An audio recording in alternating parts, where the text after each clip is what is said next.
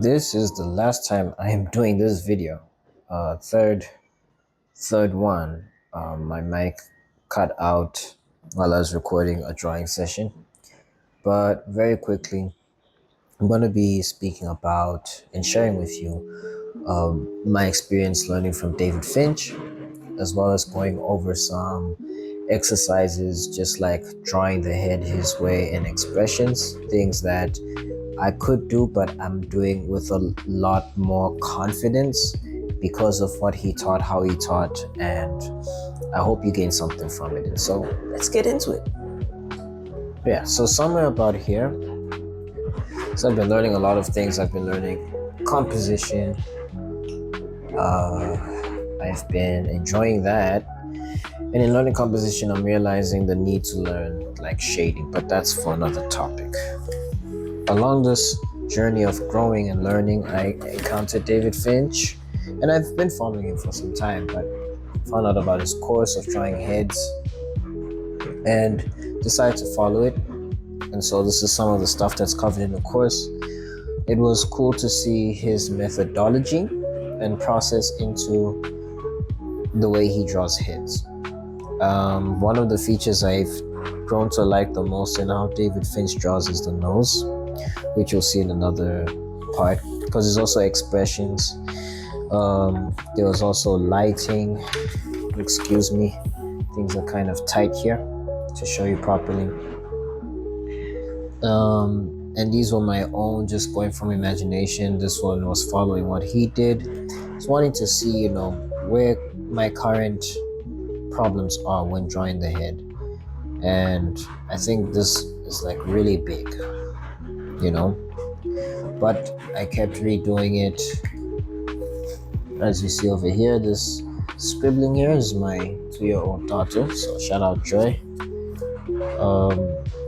But yeah, just really challenging myself to draw these angles. And here's the thing about it, it's not learning to necessarily draw from reference, but learning to draw from imagination, having that understanding from an imaginative point of view. And so that's where I really gained a lot of value learning from him. He has a sharp-like kind of way of drawing. There are some gestural areas in his drawings, and I'll cover that later as you see a drawing that I did. But this one was also cool. It's about lighting and how you light the face and how, shadow reflects. No, shadow reflects, my goodness. How shadow is casted on certain parts of the face or the head, right? If the light's coming from the top, if it's coming from the bottom. And this 3/4 top left kind of angle is the one that people usually go for. And so I looked for other drawings. See better here like this. Yeah, so this is the one I was talking about. Here's how it is. And you'll notice that I also did practices with different faces, because I was looking to understand and see where the shadow is being casted, what matters the most. I believe they call this form shadow and not cast shadow. Cast shadow is something else. It's not a video about lighting, it's about drawing David Finch. So don't mind what I know or not really know of concerning lighting. Same with this female face. And then I decided to take it a step further and see how it would look, if I flip the angle. So this is the original picture, and then I flipped it. I changed where the light source was coming from. And these things just help me to understand, like, there's certain things that will always happen at this angle, generally speaking, which is like how this part of the cheek is exposed to light, this part of the chin not exposed to light, this part of the head. You start to notice just like a consistent result of having the light at a certain angle and how it is then cast on someone's face. Exposed, I'm not sure, lit. I'm trying to find the right word, but I hope you get what I mean. And then this was cool, the noses, as you see. It's a lot more detailed of what is inside where the cartilage is of the nose. And I like it. I like the way he does it and what he highlights, like this line that depicts depth, and dimension. It's a small little detail, but it makes a difference. The lips as well. Some things that I was drawing here I'd known about just because of who I learned from. I wasn't coming into this course with zero knowledge, but there's something about what you've learned and learning about it again from a different perspective that really solidifies your understanding. So the lips and just certain things, and also just the style. I've seen that I've been drawn more to comic book art, and comic books is what inspired me to draw anyway, so draw a lot. This is what I wanted to show you about, like, the style of the nose and the hair, actually, how gestural it is, even despite some hard looking straight looking parts of the body, or parts of the drawing rather. And then there's also some hatching being done, and I wasn't doing this course to learn about hatching, so I'm giving myself the grace of not having done it so well. And even if I was wanting to do it, the first time you do anything, it's not going to be that good. It is probably the worst that you would have ever done. So take it easy on yourself when it comes to learning new things. Which this was like a project. This was like the final thing to draw for this one. We did expressions as well, and I also went to draw other things. Like, this is Tom Holland, this newfound knowledge that I have on top of what I already knew, and it's already just made the way my faces look much better. And I'm gonna fast forward to like expressions. This part is on teeth, and that was also cool to cover. This one was from imagination. Just like the angle, the eyebrows raised, the positioning of the eyes, the mouth at this angle. I used myself as reference. I looked in the mirror and you wouldn't be able to see the teeth. So that's why it looks this way. And I probably erased this top lip part. Just in terms of like the style, and then I don't know what I'd do with it. Maybe some lighting would help. But I think it looks better like that. And then another page of like expressions. And these were expressions that he was using reference for some. I really like all of them.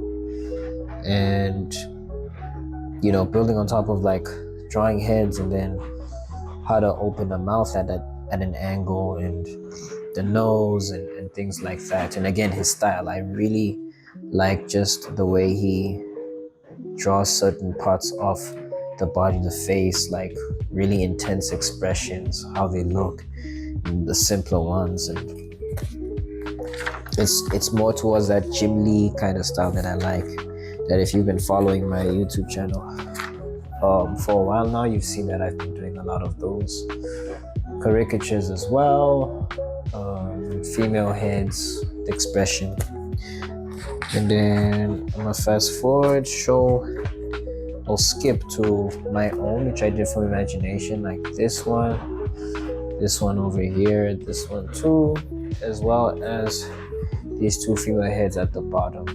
I was really happy with how they came out. I did need reference to see how it appeared on the side, because I was drawing the mouth in a way that just wasn't proper, and I knew it. So I just had to see real quick, how exactly do I get the mouth to look the way I want it to at this angle, right? Because it needs to be anatomically correct. And it's not a lot of work, it's just information. I find it's easy to learn by following someone. So following along as someone draws, or draw alongs, as a person is also explaining things, just I feel much more guided than if I try to figure it out on my own. Because on my own, I know that I have a tendency to overthink, right? And then this other one with a lot more detail, crazy Joker-like expression. Now, at the end of the previous recording I did more expressions just to show what I've learned. And as you can see, the style, like how I draw, is different from David Finch, and that's normal. So what I'd like to do in this video, just to end things off, is draw a few heads for imagination. I'm gonna use the space here in this sketchbook of mine because it's not important information. I should not be erasing everything, and some of these things matter. Like I did some exercises for shading recently because I've been learning about it. So let me just clear up this space. It's visible for that. Rewrite something here. Alright, let's get to it. I decided to fast forward this process as encountered a bit of problems. One, just with myself, my throat. I don't know why I was losing my voice. But I also noticed that like it's difficult at this angle to see the drawing completely. My hand is blocking it. I have to see what angle I can pull off in a future video. But sharing some of the thoughts that I had while doing this, since learning from David Finch, I've been able to more correctly position my eyes, because it would either be too close to the nose or too big, but never too wide. And just getting it at a space where I'm much happier with has been an absolute win. And these are drawings, as I said, from imagination. I'm now doing someone drawing a smile and getting the angle right, the lips, how they appear, the eyes as well, when looking from a top view or when looking from a bottom view. There's certain things that I learned which help me even to this day, and I don't think I did a great job with that expression. I'll look at some references to see what I can correct, but that's the beautiful thing. It's like, look at reference. The last drawing I'm doing now is a drawing of reference, because ultimately we are doing and learning things that are inspired by what's around us. And so I use reference to then see how much of what I learned has really helped me, and it's made such a big difference in just getting the structure right. Even at a foreshortened pose like this, it still looks right and even more expressive than the reference itself. Some hair on the side. Looking forward to seeing what else that I get to draw and some of the drawings that I'll be sharing with you in the future. There you have it. Look forward to the next video, and see you on the next one. Take care.